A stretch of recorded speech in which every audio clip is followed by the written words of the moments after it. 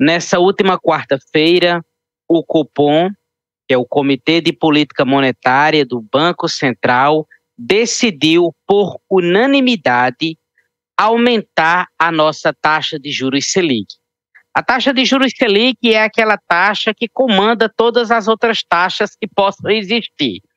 Enxerguem da seguinte forma: aquela taxa do empréstimo que o banco oferece, do financiamento para a compra do carro, da casa, a taxa que se paga no crédito rotativo do cartão, todas essas taxas de juros, elas são norteadas pela taxa Selic. E aí, nós tínhamos uma taxa Selic até quarta-feira de 10,5% ao ano. E aí o Copom decidiu aumentar essa taxa para 10,75% ao ano. E aí muito se discute, né, o que motivou os diretores do Banco Central tomarem essa decisão. É válido, inclusive, destacar que essa decisão, meus caros ouvintes, ela não é tomada isoladamente ou monocraticamente por um único diretor, pelo presidente do Banco Central, como alguns costumam até culpabilizar o presidente do Banco Central por essas decisões. Mas não, estamos falando de um comitê, estamos falando de uma diretoria composta por várias pessoas, um comitê, na verdade, composto por várias pessoas, e por unanimidade foi tomada essa decisão. Então, o que pode ter motivado esse aumento da taxa de juros nessa última quarta-feira? Bem, há dois fatores que justificam esse aumento de acordo com o próprio Banco Central, de acordo com o comunicado que o Copom fez ao mercado. O primeiro fator é a questão da inflação e o segundo fator é a questão do câmbio, do dólar, da desvalorização do real ante ao dólar.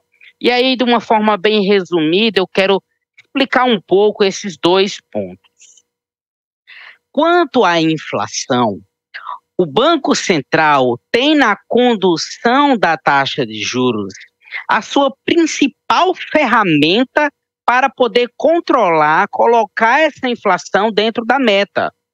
Sempre que o Banco Central verifica que a inflação está se desancorando da meta, alterar, no caso, subir a taxa Selic, é uma das primeiras decisões, é um dos primeiros remédios a serem adotados pelo Banco Central.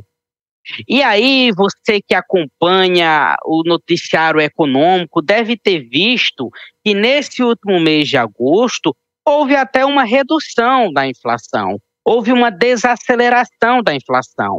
Mas é válido destacar que o que fez a inflação desacelerar em agosto foi a redução da conta de luz.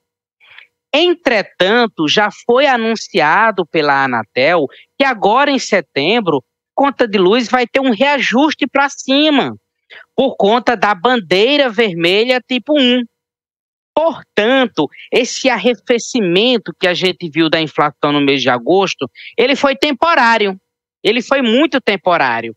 A inflação ela tende a voltar a subir com o aumento da energia elétrica. Sem falar que essa seca que a gente está vivenciando no Brasil e essas queimadas que a gente tem acompanhado com muita tristeza na mídia, vai impactar também o preço dos alimentos num curto, médio prazo, o que vai fazer com que a inflação também aumente. Então, esse é o ponto da inflação.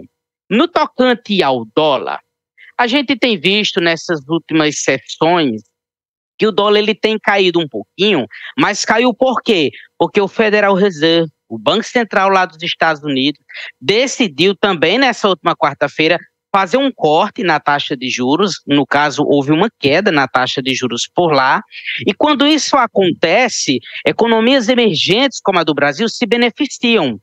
Entretanto, se nós olharmos para o nosso cenário interno, nós vamos ver que há nuances aqui que podem vir a depreciar a nossa moeda ante o dólar. o que eleva também a inflação. E que nuances são essas, Elan? Primeiramente, nós precisamos entender, vocês que estão me ouvindo agora precisam entender que o que define a taxa de câmbio é a oferta e a demanda por dólar. E a oferta e a demanda por dólar se dá por conta da balança comercial, ou seja, do número de importações e de exportações, e também por conta do capital estrangeiro que entra no país. Quando há muito conflito interno, por exemplo, quando há conflitos políticos internos muito grandes, o investidor estrangeiro, ele teme, ele perde a confiança de investir no país. E quando isso ocorre, a nossa moeda se deprecia ante o dólar. Outra questão também que fica muito no radar no tocante à entrada e à saída de dólares do país é como o governo conduz a política fiscal.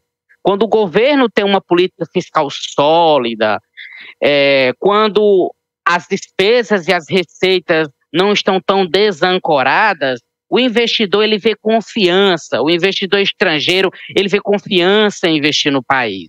Agora, quando a política fiscal é preocupante, e é o caso do Brasil, a gente tem um déficit primário muito alto, isso pode afetar a confiança do investidor, e quando essa confiança do investidor é afetada, isso também influencia na taxa de câmbio, no caso, negativamente.